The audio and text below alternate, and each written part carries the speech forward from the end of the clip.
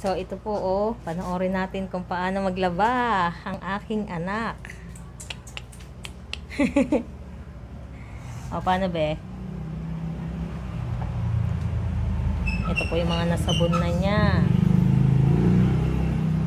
At ang sinasabon pa.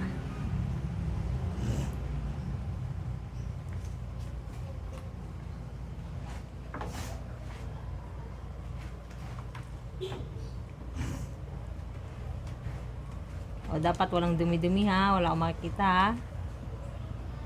Siya na pong aking pinaglalaban ng kanyang mga uniforms, mga briefs, medyas, sando. Mas maganda po yung bata pa, natututo na.